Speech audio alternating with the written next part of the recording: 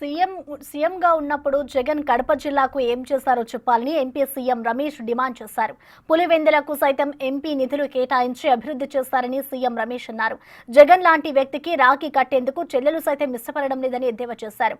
కడప అభివృద్ధి కూటమి ప్రభుత్వంలోనే సాధ్యపడుతుందని అన్నారు.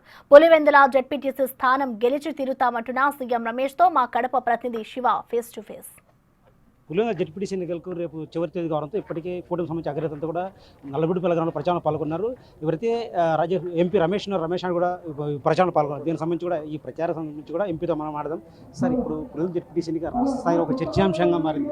దాదాపు కూటమి నేత అందరూ కూడా ప్రచారాన్ని నిర్వహిస్తున్నారు. అంటే ఎందుకు ఈ ఎన్నిక ఇంత చర్చాంశంగా మారిందంటే ఈ ఎన్నిక అనేది ఎందుకంటే రాష్ట్రం అంతా మొన్న సార్వత్రిక ఎన్నికల్లో బ్రహ్మాండంగా కూటమికి ఇచ్చారు. ఈ ఒక్కటి ఎమ్మెల్యే జగన్మోహన్ రెడ్డికి ఓట్లేశారు. ఇక్కడ జగన్మోహన్ రెడ్డికి బుద్ధి చెప్పేదానికోసం ఈ ప్రాంతం అభివృద్ధి చెందే దానికోసం ఒక అవకాశంగా ఈ ఎలక్షన్ వచ్చింది. ఎందుకంటే ఒకటే మనం గుర్తుపెట్టుకోవాల్సింది, ఈరోజు రాఖీ పండుగ. నాకు 2 చెల్లెలు ఉంటే 2 వచ్చి రాఖీ కట్టారు. జగన్మోహన్ రెడ్డి కూడా 2 చెల్లెలు ఉన్నారు. ఎవరు కూడా రాఖీ కట్టే అతనికి ఆ భాగ్యం లేదు.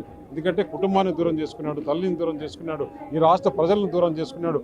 అతను పోయి ఇంకా పులివెందుల్లో ఈ జెడ్పీటీసీకి ఏం మేలు చేయగలుగుతాడు, ఈ అసెంబ్లీకి ఏం మేలు చేయలేడు అనే ఉద్దేశంతో భగవంతుడే ఈ ఎలక్షన్ వచ్చేదానికి అవకాశం ఇచ్చాడు. ఈ ప్రాంత ప్రజల అదృష్టం ఒకసారి పరీక్షించుకోవడానికి ఇన్ని సంవత్సరాలు వాళ్ళు బానిసలుగా ఇక్కడ వాళ్ళకు ఓట్లు వేశారు.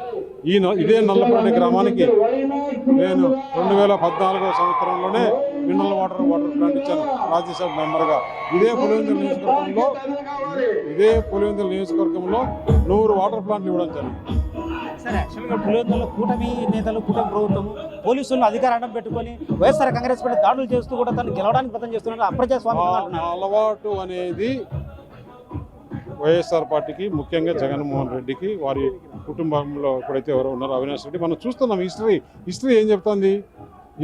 ఇప్పుడు అవినాష్ రెడ్డి ఏ కేసుల్లో ఉన్నాడు, జగన్మోహన్ రెడ్డి ఏ కేసులో ఉన్నాడు, ఎలాంటి వాళ్ళ అల్లర్లు చేసేది, ఎలాంటి అవినీతి చేసేది, ఇవన్నీ వారికి అలవాటు. కానీ ఈ కూటమి వాళ్ళకి ఎప్పుడన్నా అట్లా అలవాట్లు ఉన్నాయా?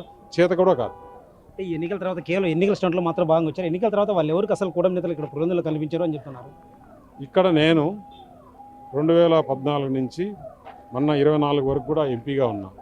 ఈ పులివెందుల ప్రాంతానికి ఎంత అభివృద్ధి చేస్తాం. దాదాపు 100 గ్రామాలకి వారు ముఖ్యమంత్రిగా ఉన్నారు రాజశేఖర రెడ్డి. ఇక్కడ అయినా కూడా చేయలే. 100 గ్రామాలకు వాటర్ ప్లాంట్లు ఇచ్చాను. ఇక్కడ ఎంతమందికో ఉద్యోగ అవకాశాలు కల్పించాం, ఎంతో మేలు చేశాం. ప్రభుత్వంలో ఉండింది వాళ్ళు. ఇప్పుడు మన ప్రభుత్వం వచ్చిన తర్వాత చాలా పనులు చేస్తున్నాం. ఇది ఒక పులివెందుల జెడ్పీటీసీ ఎన్నికల్లో నేను సర్వే కూడా చేపించాను. మంచి మెజార్టీతో గెలవబోతున్నాను. Thank you sir. Pulivendula ZPTC ఎన్నికల్లో దాదాపు పులివెందుల అభివృద్ధి కట్టుబడి ఉన్నాం. కూటమి ప్రభుత్వం పులివెందుల అభివృద్ధి కట్టుబడి ఉంది. ఖచ్చితంగా అభివృద్ధి చేసి చూపిస్తాం. గత 40 ఏళ్ళుగా పులివెందుల్లో ప్రజలు గెలుస్తున్నప్పటికీ వైఎస్ఆర్ కుటుంబం పులివెందుల ప్రాంతానికి ఏం చేసిందంటూ కూడా సీఎం రమేష్ను ప్రశ్నిస్తున్నారు. కెమెరా పర్సన్ సుదర్శన్తో శివ, బిగ్ టీవీ, పులివెందుల నుంచి.